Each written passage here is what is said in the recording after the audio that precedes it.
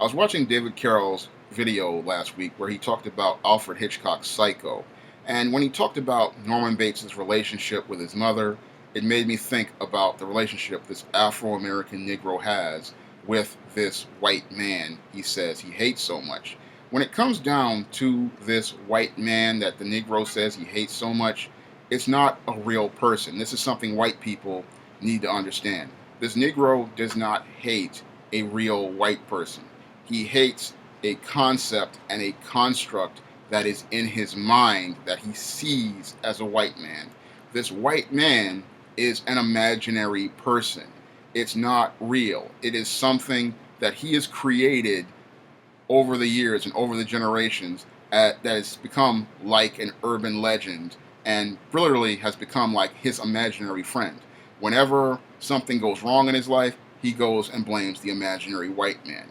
Whenever he tries to go out and do things, it is this imaginary white man that is pretty much impeding his progress. And when it comes down to this Afro American Negro and his relationship with this imaginary white man, it pretty much colors his entire perception of the world. When it comes down to this Negro's relationship with this imaginary white man, it pretty much colors the way he thinks, the way he behaves, and the way he acts. When he sees this, everything he's trying to do is either to be in fear of this imaginary white man where he's trying to avoid him, or to try to please and appease this imaginary white man. Because in his mind, if it does not meet a white standard, it's not valuable. And this is one of the things that has led to the Negro's decline, because this Negro pretty much, again, is chasing the standard of an imaginary white man. And because he's chasing that standard, he never puts himself first.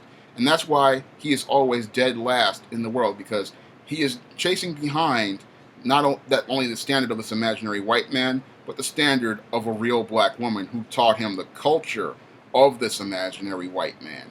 And because he has been taught this idea by this black woman, again, he sees himself dead last because he sees her first deifying this white man, and then he sees the black woman pretty much telling him about this white man, because from his frame of reference in that single mother household, he has learned to see her as his leader. And this is why your Afro-American Negro is pretty much in the last place in the world, because he is following a flawed frame of thinking that has given him this dysfunctional logic that he thinks is perfectly sane. In the Negro's mind, this white man is as real or you and me. But in his mind, this white man, this imaginary white man, is a god that needs to be deified, worshipped, feared, or I need to get the praise of. So when he runs into real white people, this Negro pretty much sees them either as an enemy or as a god. He does not see them as human beings. This is why this Negro pretty much, like your Norman Bates, in many cases, is psycho, because he is trying to have not a relationship with a white person as a human being with flaws and issues like himself. He's trying to have a relationship with an imaginary person who pretty much is like a god to him in many cases, or a monster that he needs to destroy. Because that's the way these Negroes pretty much see this white man in their minds. And this is why many of these Negroes have mental health problems that they don't even want to address or acknowledge, because they have been raised from birth to believe in this whole concept of white is better. This is a concept I explore in my new novel coming up this Halloween, Spellbound. And that's where I come up with the whole concept of being spellbound, is that this Negro pretty much, he has a mind that the white man's ice is colder, and that's why he wants to have this relationship with this white man. Because in his mind, this imaginary white man is better than him, he's superior to him, and because he's better than him, he's either trying to make himself better by trying to please and appease him, or he's trying to destroy this white man and then take his place in society, like many of these pro-blacks say they do. However, when we look at the overall relationship with this Negro and his imaginary white man, it is a love-hate relationship, because many of just like Norman Bates and his mother, Norman Bates sometimes didn't like his mother, but overall, Norman Bates pretty much, in some cases, loved his mother. And this is the same relationship that this Negro has with this white man in his mind. And this white man is been in his mind, and he wants to, again, in some of these cases like the pro-blacks, he's trying to get the attention of this imaginary white man, and he's trying to get the love of this white man by saying he hates him, but in actuality he loves him. Because when you look at his actions, like the pro-blacks actions, they're all meant to get attention like a rebellious child. And in the case of the Negroes who try to pander to this imaginary white man, they're trying to get attention by being this good little boy or this good little girl. And when we look at this Negro's relationships with this imaginary white man, again, they color his community. That's why his community is a ghetto, because he believes in many of the stereotypes regarding himself that other people don't believe. Because when this Negro wasn't spellbound during the parts of the Jim Crow period, his own community looked like many other people's communities. It didn't look like a ghetto.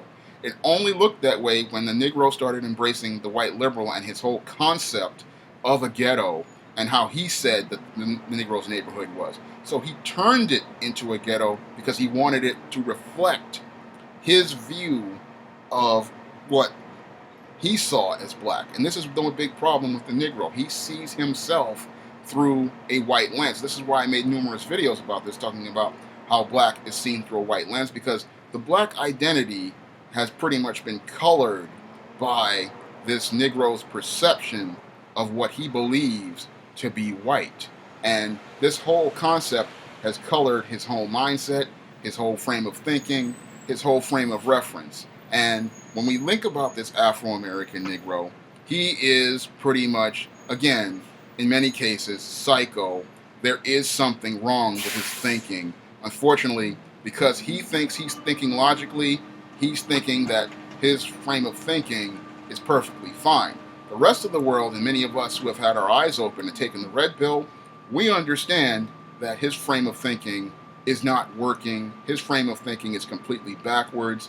And this whole game of chasing this white man and approval of whites is pretty much insane. Because I was talking to my family member, we were talking about the book Our Kind of People, written by Lawrence Otis Graham, and this goes beyond class, because we had elite blacks chasing this imaginary white man, we have poor ghetto folks chasing this imaginary white man, and everyone is following, trying to chase this whole concept, not understanding it's not a real white person.